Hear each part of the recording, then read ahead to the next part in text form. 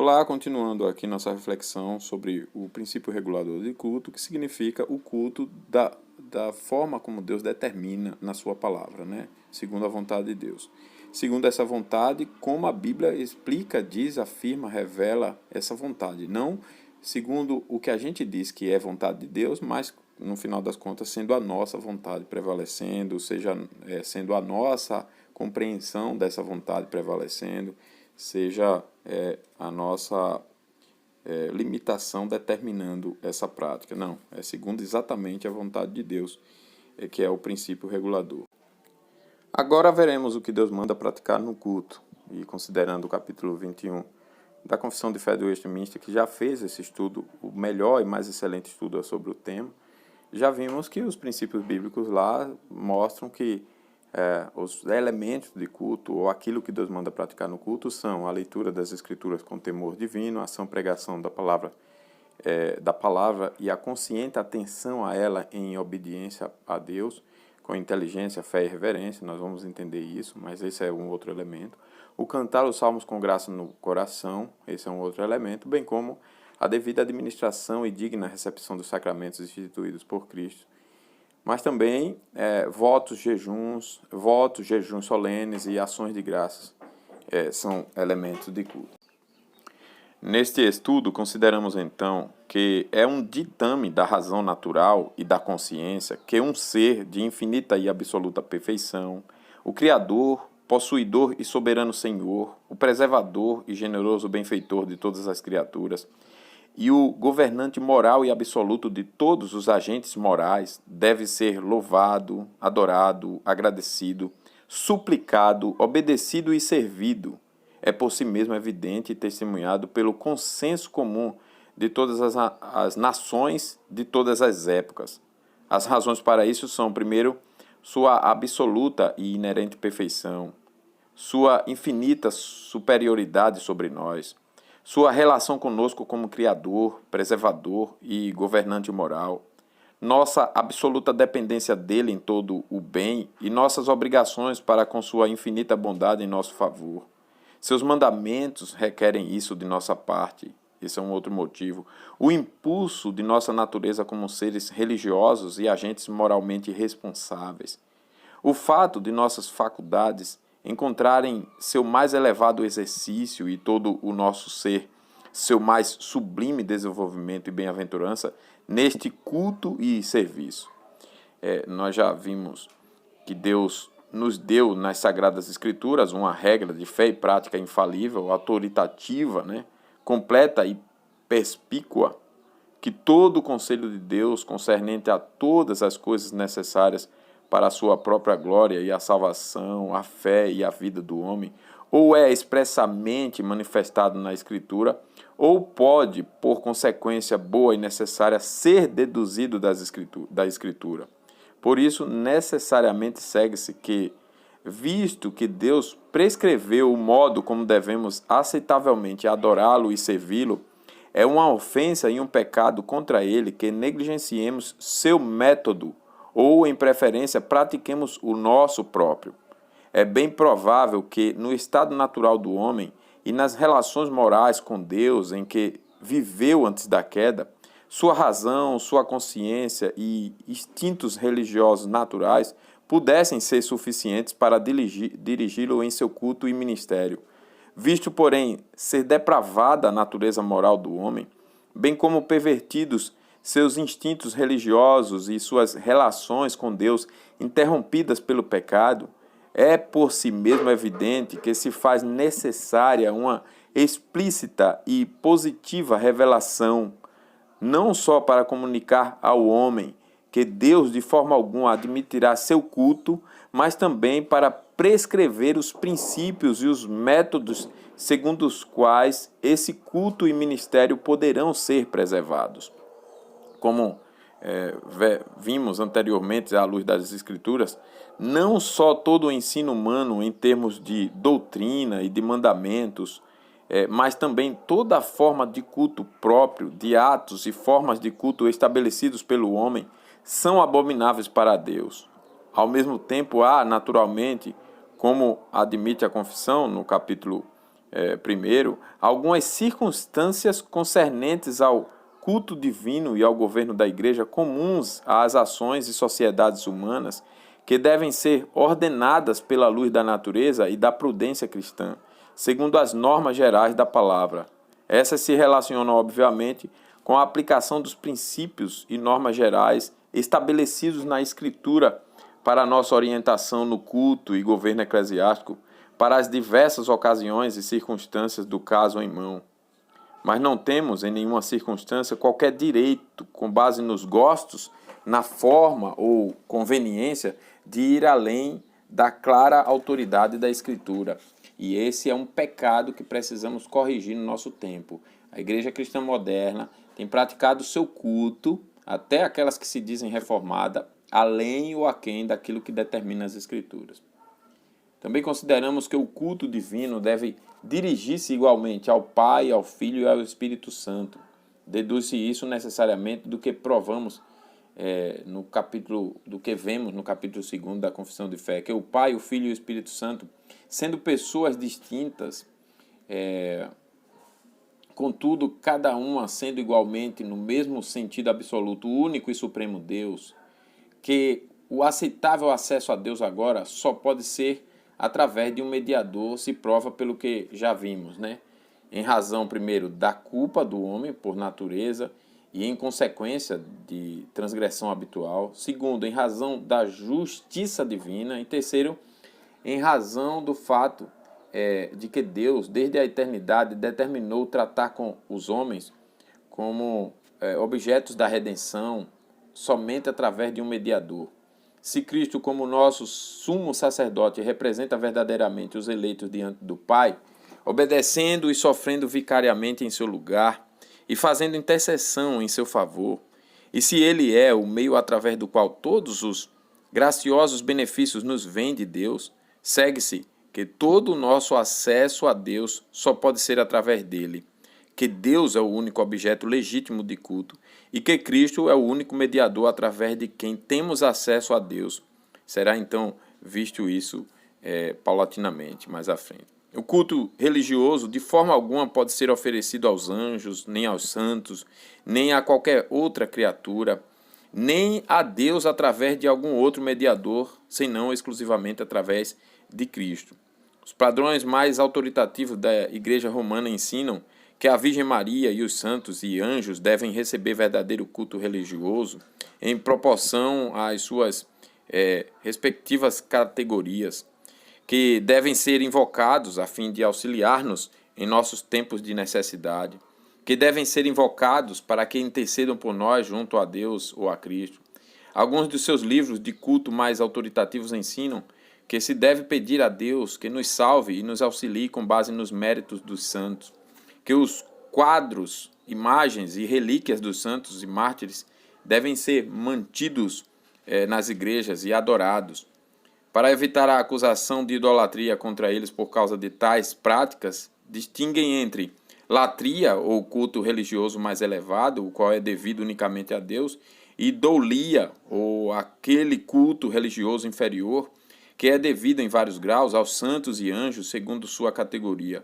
Alguns apontam para um grau intermédio de culto, o qual é devido só à Virgem Maria, lançando mão do termo hiperdolia. Esses também distinguem-se entre, primeiro, aquele culto direto, que é devido particularmente a Deus, à Virgem ou aos santos e anjos, e aquele culto indireto, que termina no quadro ou imagem que representa para o adorador o objeto direto do seu culto. As objeções a todo esse sistema são, primeiro, que ele nem no todo, nem em qualquer elemento dele tem a menor sombra de apoio bíblico. Alguém pode dizer que sim, mas é impondo sua interpretação a isso. Segundo, que as razões para se cultuar a Deus não se aplicam ao culto de nenhum outro ser. Que a razão e a revelação se unem a ensinar-nos que um ser de infinita e absoluta perfeição, nosso Criador, preservador e governante moral, é separado de todos os demais objetos e, portanto, não deve ser classificado como um objeto de culto ao lado de algum outro objeto. Terceiro, que o pecado de adorar outros deuses e anjos é explicitamente proibido em Êxodo 23, 5, Colossenses 2,18.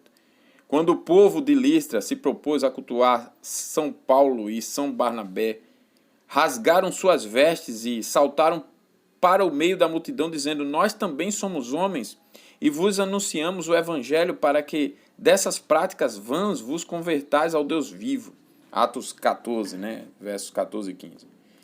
Quarto, que o culto às imagens, ou a Deus, a Cristo, ou aos santos por meio de imagens, é proibido no segundo mandamento, Êxodo 4, 20, Êxodo 20, versos 4 e 5. E quinto, as distinções que fazem entre os diferentes graus de culto devido a Deus e às criaturas santas, e entre o culto indireto, que termina na imagem ou quadro, e o culto direto, que termina na pessoa representada por ele, não são sua propriedade peculiar, mas, como todos os missionários entre os pagãos bem o sabem, são comuns às classes educadas entre todos os idólatras.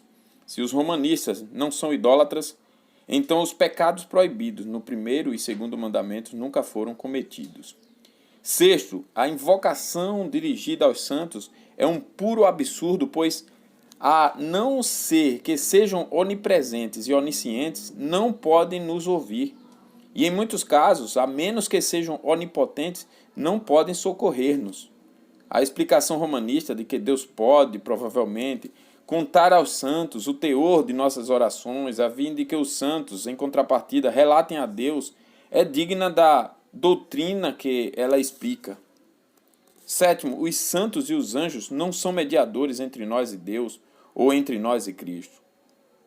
Porque se assevera explicitamente que Cristo é o único mediador entre Deus e o homem, 1 Timóteo 2,5, porque Cristo desincumbiu-se exaustivamente de toda a função medianeira e requerida, tanto na terra quanto no céu, Hebreus 9, 12, 14, 7, 25, 10, 14, porque somos completos em Cristo e somos exortados a ir imediatamente a Deus através de Cristo, e a ir com a máxima ousadia e senso de liberdade. E mais adiante, a própria sugestão de complementar a obra de Cristo com a de outros mediadores lhe é infinitamente depreciativo. Não pode haver lugar para intercessores entre nós e Cristo, porquanto Cristo é o nosso terno irmão, Mateus 11, 28, e porque é o ofício do Espírito Santo atrair os homens a Cristo, João 6, 44, 16, 13, 14. E mesmo que houvesse necessidade de outros mediadores, os santos não seriam aptos para o papel, estão ausentes, não podem ouvir quando clamamos, são dependentes, não podem socorrer outros. Como já vimos, eles não possuem méritos superrogatórios e, portanto, não podem colocar-se em nosso lugar como fundamentado para nossa aceitação junto a Deus. Estão ocupados em adorar a Cristo e a desfrutá-lo em pessoa e não têm nem tempo, nem oportunidade, nem capacidade de administrar os negócios no mundo.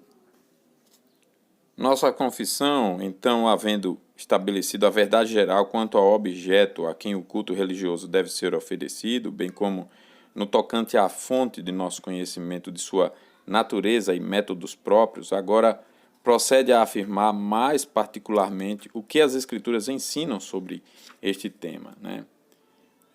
Essas sessões ensinam, primeiro, que a oração é uma das partes principais do culto.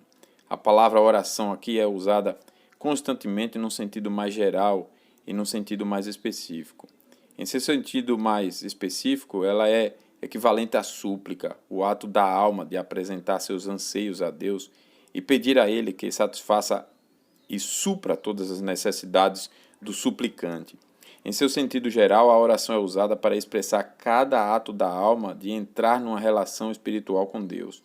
Neste sentido, os principais elementos que ela envolve são adoração, confissão, súplica, intercessão e ações de graças.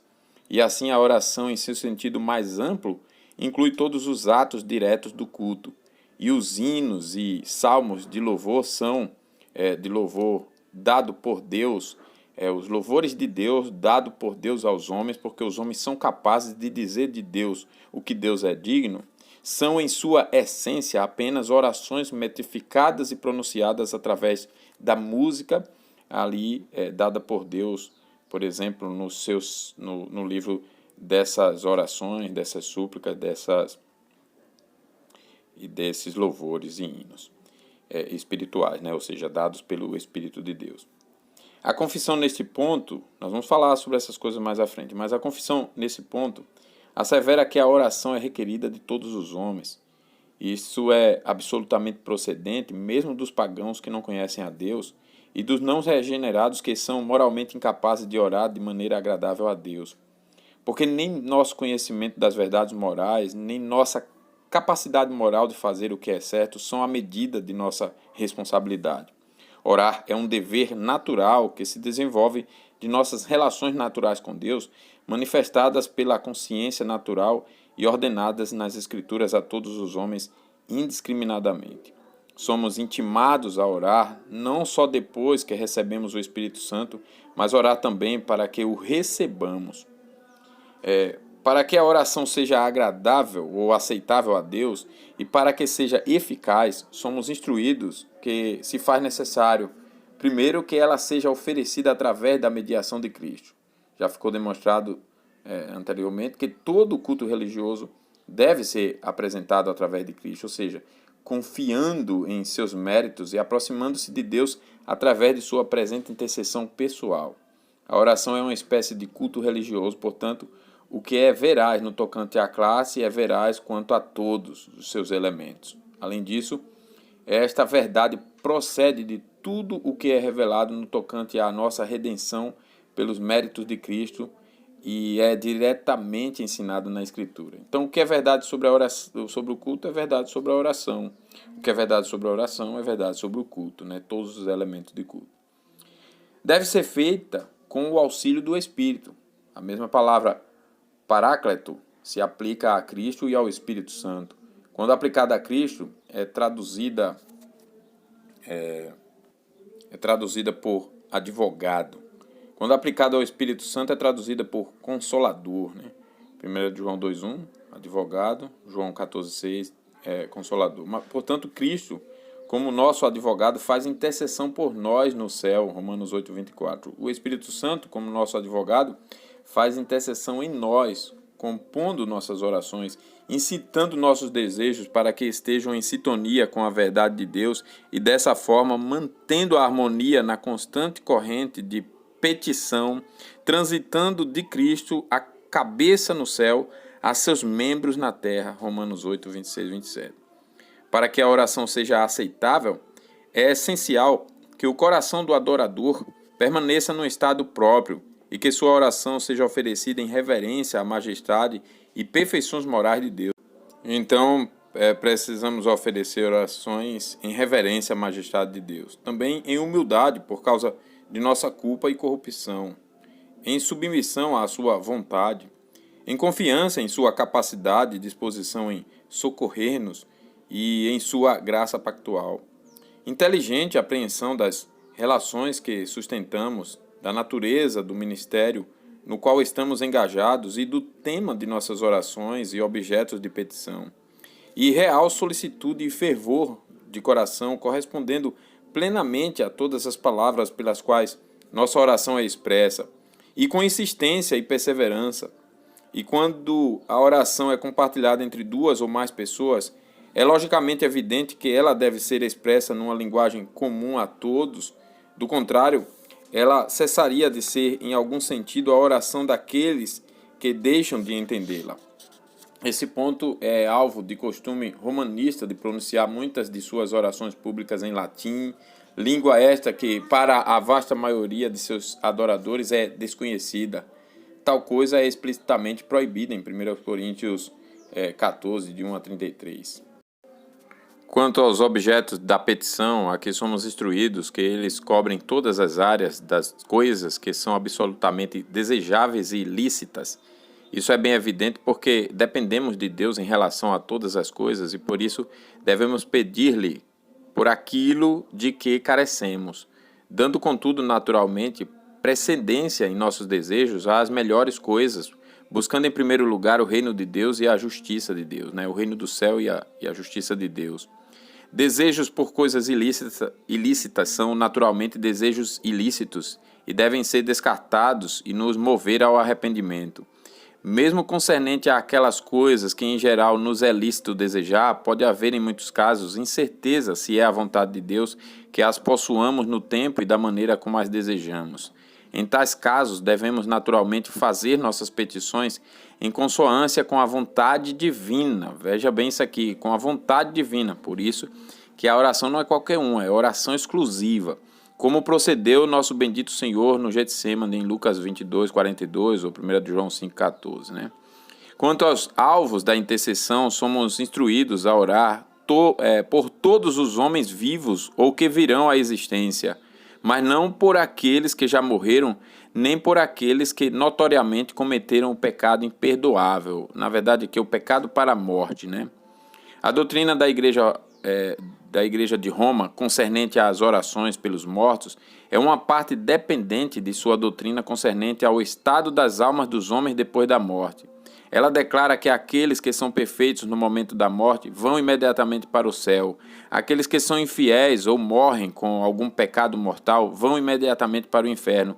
Mas a grande massa de cristãos imperfeitos vai para o purgatório, onde devem permanecer até que sejam habilitados a ir para o céu.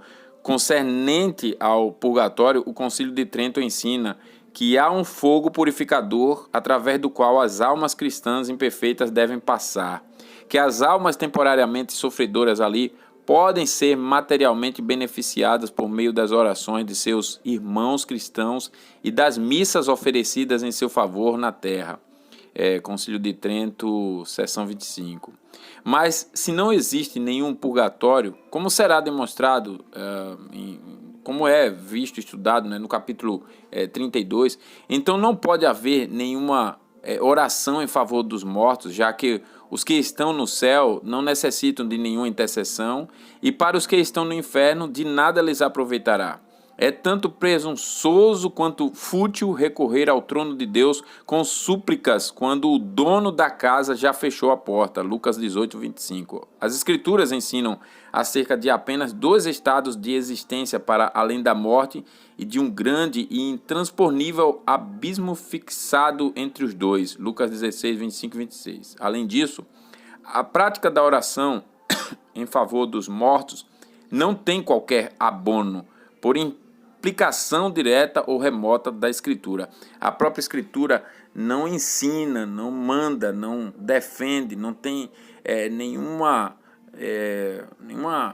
motivação, nenhuma doutrina falando sobre prática da oração em favor dos mortos. Pelo contrário, é condenada essa prática. Então, nós vemos aqui hoje, nessa reflexão, por que Deus deve ser adorado, por que só Deus, né? Por que só as pessoas do Pai, do Filho e do Espírito Santo, por que somente Cristo deve ser o mediador, e como deve ser, então, a prática da oração, que é um dos elementos de culto. Então a gente vê que em tudo isso, o fundamento deve ser bíblico. Não basta só ter um culto, não basta só orar. Né? É preciso que a prática toda, completa, tanto do culto quanto do elemento oração, por exemplo, considerando o elemento destacado hoje, deva ser completamente bíblico. Se tiver algum desvio, se não tiver fervor, se não tiver fé na oração, se não for uma oração bíblica, se não for por coisas lícitas, ou se for por coisas lícitas, mas não se sujeitando à vontade soberana de Deus, como o próprio Senhor Jesus, que pede, passe de mim esse cálice sem que eu beba, todavia não seja minha vontade. Era lícito esse pedido, mas ele ainda submete à vontade soberana de Deus para aquela finalidade, e ele faz sem reclamação, com alegria, com prazer. Assim devem ser as nossas orações, né? Não impondo a Deus, tem que ser do meu jeito, eu não quero de outra forma, não adianta de forma alguma, etc. Então esse tipo de postura de oração é reprovada por Deus. Mas eu estou pedindo coisa lícita, eu estou pedindo emprego, eu estou pedindo por uma cura, eu estou pedindo enfim, até por uma área de fraqueza que eu tenho, seja o que for na vida, por uma injustiça que está acontecendo, seja o que for.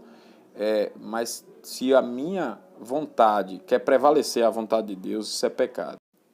Então a oração aceita por Deus, aprovada por Deus, ordenada, ensinada, é aquela que é em tudo segundo a vontade de Deus, a palavra de Deus revelada. Os demais elementos de culto também devem ser exatamente segundo o que dizem as Escrituras, e é o que nós veremos, segundo o princípio regulador, mas isso vai ficar para uma próxima oportunidade. Que Deus abençoe a todos. Um abraço.